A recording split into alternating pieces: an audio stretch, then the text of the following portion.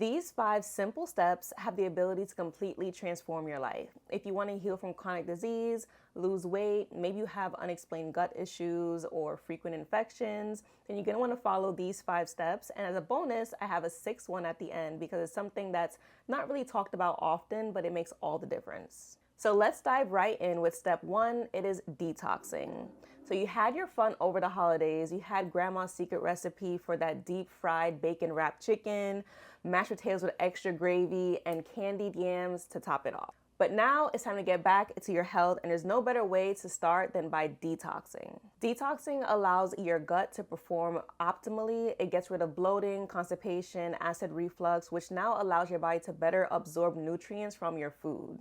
This is now going to improve your immune system. So now you're better able to fight off infections, diseases. Just with those benefits alone, your chances of reversing chronic disease and improving your ability to lose weight dramatically increases. So yes, I know these foods taste amazing, but that's because they're manufactured to be that way, to be highly addictive. So we can't keep eating that way and then wondering why all of these diseases are being passed down from one family member to the next. So just comment below, what is your guilty pleasure? What is something that you love so much, but you know that is not good for you?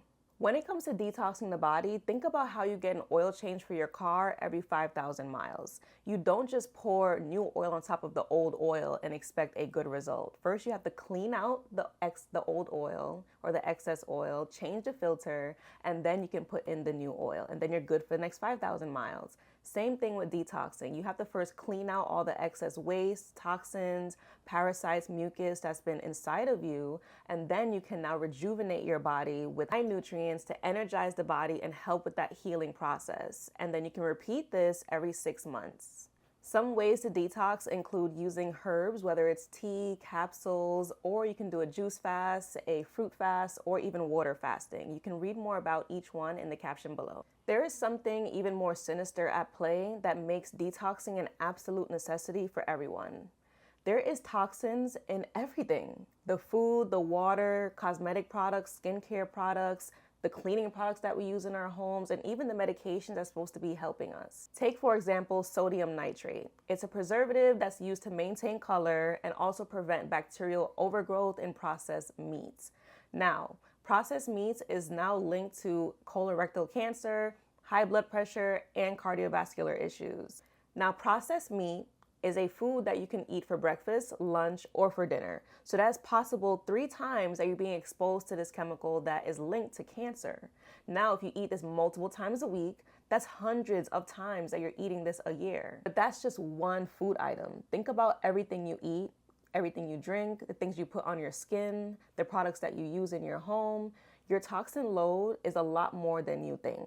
The average American is being exposed to thousands of chemicals each day.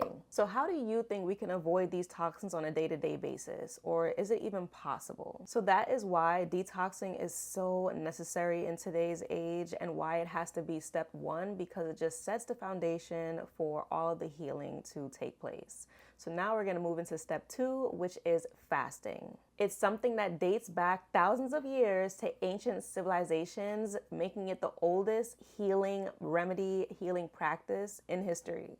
And you don't even have to go extreme. All you have to do is set aside one weekend out of each month to do some sort of rejuvenation within your body. By taking that weekend each month, you are going to be improving every metabolic process within your body, whether it's reducing inflammation, improving your insulin resistance, working on your gut, your immune system, balancing your hormones, or just simply boosting your energy levels. I would say the most substantial benefit is the fact that your body will now be able to get rid of abnormal and even cancerous cells because you are in that fasted state. This is possible because when your body does not have to focus all of its energy on breaking down old food in your body, it can now redirect that energy to healing your body, repairing your cells, and boosting your vitality. And there are different types of fasting. The most traditional is water fasting, but if you take a little modern approach, then we now have intermittent fasting, but there's also different types of fast where you can just reduce your calories. So for example, juice fasting or fruit fasting, where you're still consuming, but it is things that are very low calorie that your body's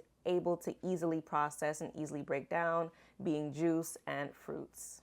Step 3 is exercise. Exercising is always overlooked for some reason when it comes to healing from disease. We think about the herbs, we think about the diet changes, but we never really consider the fact that exercise can impact your ability to heal tremendously. And that's because the delivery of oxygen and nutrients to your cells happens via blood flow. So while you're exercising and your blood is pumping, this is allowing your cells to get the nutrients and the oxygen that it needs, which is essential to cellular repair and healing. Along with enhancing your blood flow, the lymphatic system is also key in detoxing. And the number one thing that improves your lymphatic system is movement and exercise. When your lymph is flowing properly, then your body is better able to eliminate the waste and the toxins from your bloodstream, making your ability to heal improve. Another factor is chronic inflammation, which is a key driver of diseases like diabetes, heart disease, and even autoimmune conditions. But what exercising does, it helps to lower the inflammation in your body, thus reducing the likelihood of you developing those conditions. So if you have diabetes, for example, exercise helps to enhance your insulin sensitivity and lower your blood sugar. If you have heart disease, exercising helps to reduce your blood pressure and also improve your heart function. If you have an autoimmune disorder, it helps to reduce inflammation and boost your energy levels. And if you have arthritis, it strengthens the muscles around those joints, reducing your pain and improving your mobility.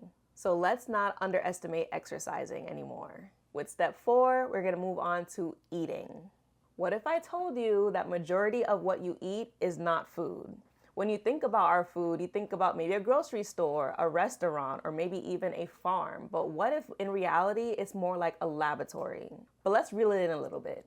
If you can't grow it, raise it, or catch it, then it's not food. So meaning, if you can't grow your crops, raise your livestock, or catch your fish, then what you're eating is not food. Anything other than that is an experiment, and unfortunately, we're the guinea pigs. Our eating habits are largely centered around convenience. None of us want to be taken advantage of, but because of life's responsibilities, sometimes making the right decision feels a lot more burdensome than the wrong decision.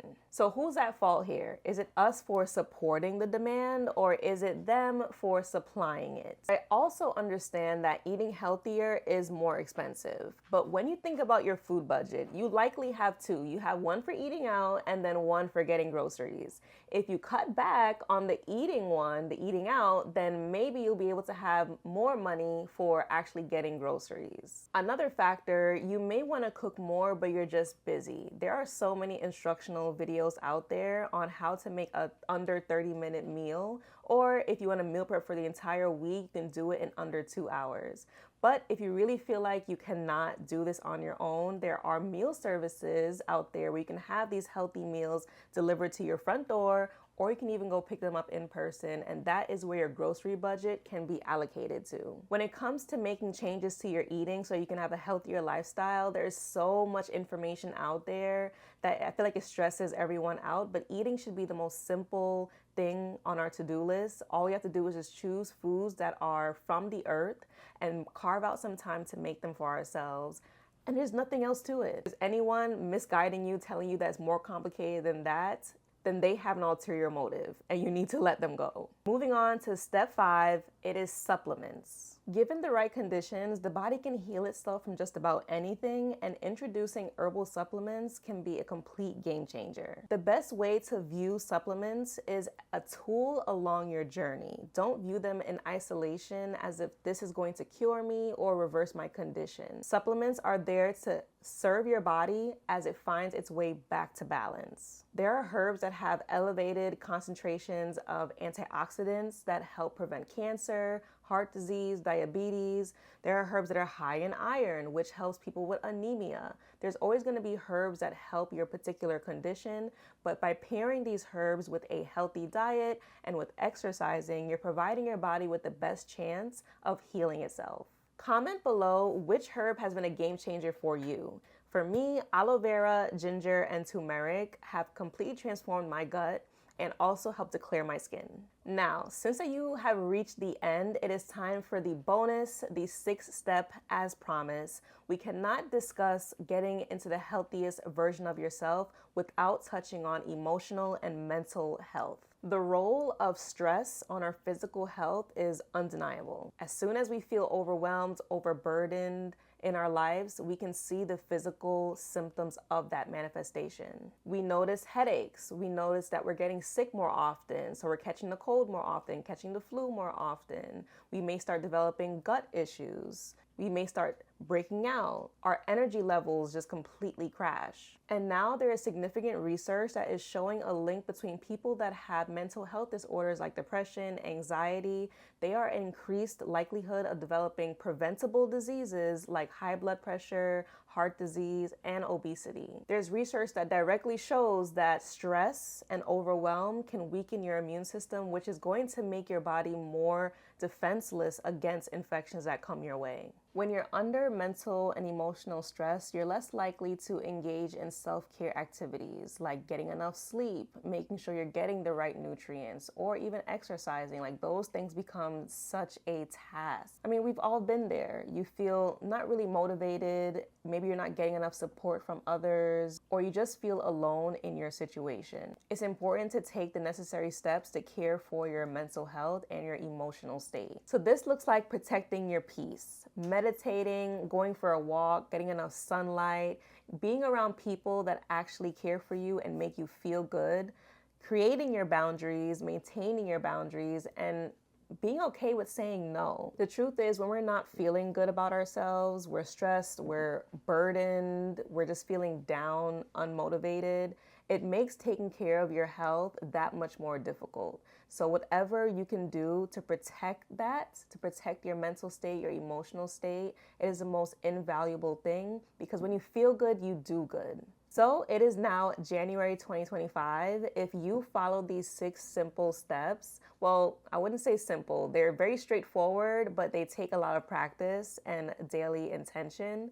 But if you follow them all throughout the year, I promise you're going to be a completely different person come December 2025. So let's keep walking this journey together. I'm with you.